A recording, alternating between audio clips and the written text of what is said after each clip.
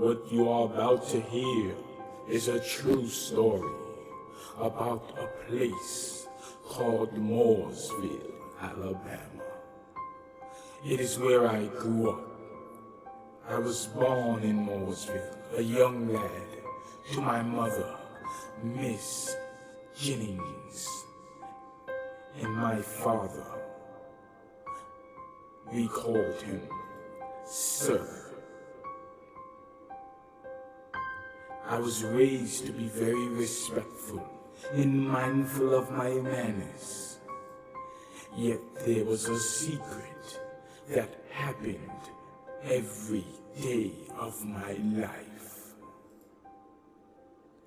I was forced to live in a cellar, locked away underground, alone, fed once a day, and abused both physically and sexually by my father, as well as my very own mother. They had a name for me. I was called the boy. And as I grew, I hid this secret. I would look in the eyes of other boys, and none of them looked like me. As I developed and grew into a man, I began to feel rage, a deep rage, a desire to kill, a desire to maim, a desire to taste flesh. I remember the first time I had sexual intercourse with my father. He told me it would make me a man. And as my mother watched, she told me I was a good boy.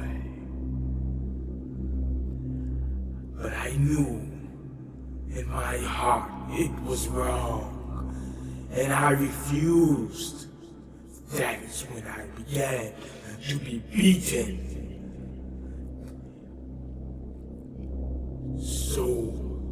So badly, it is hard to even remember. I blocked out the memories. I hid them from myself. I told myself it didn't happen. But when I would find a helpless kitten or a young puppy, I would crush its skull with the biggest rock or boulder I could find. I would set it on fire. I would dismember it, remove its genitalia.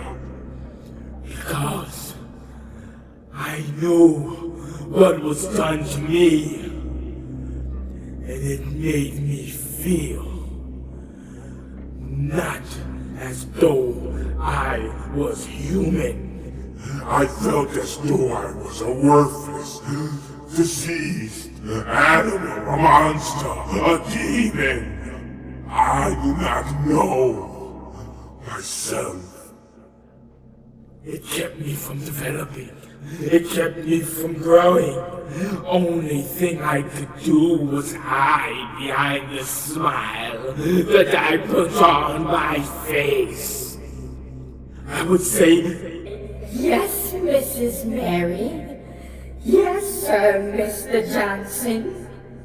But inside, so deep inside, I knew I would kill them all. If I had but the opportunity, if I could grow strong enough To strangle them with my bare hands, the life would leave their flesh as soon as I had the opportunity. And then it came. At 16, I saw my neighbor, son, walking down the road in our desolate town, all alone. and I called to him. I said, Little Ricky! Little Ricky! Come over here, Ricky. I have something to show you. What? He said as he walked over. Trusting like a Labrador, a little puppy look in his eyes. It's down by the creek, I said, Little Ricky. Right here. He said again.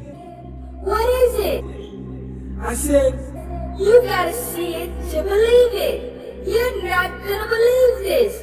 It's so cool. Smiling on my face, but feeling rage inside. as he walked down. I said, walk in front, Little Ricky. Come on, hurry up. As he trustfully walked in front of me, I reached in my back pocket and grabbed an army knife my dad had given me. My little Swiss army knife.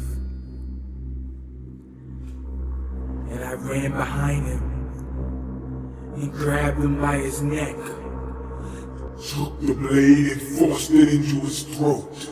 And then I slowly began to peel it across his jugular and rip through his throat.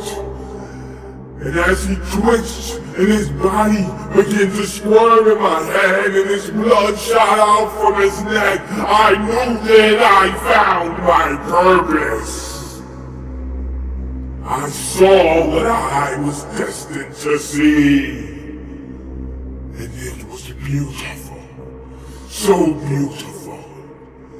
It made me feel complete.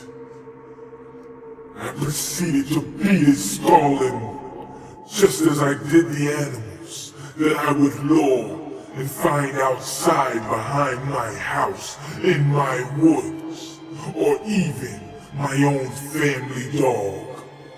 And then I removed his genitalia, the same as I did the animals.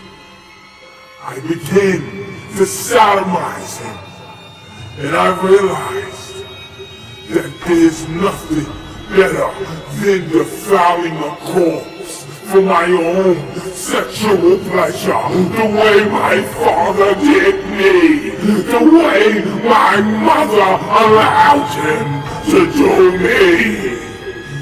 And I knew I was no longer the victim, no longer the one who had to run and hide when my father would come home from work.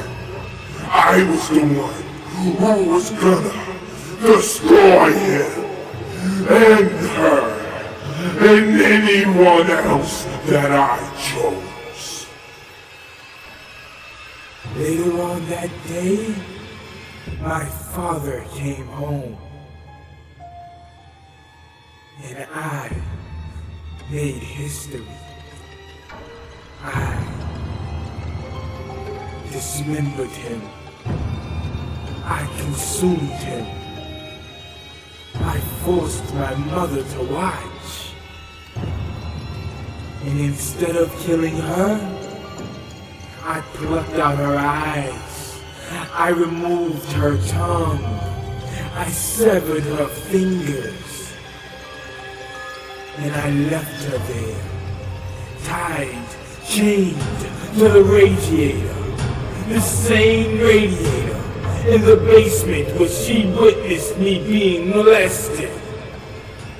And I would come down every day and feed her oatmeal with my feces and urine in it.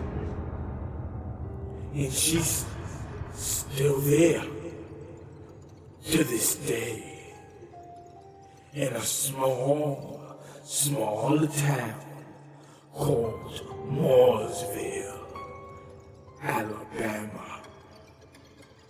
Population 57. soon to be 56.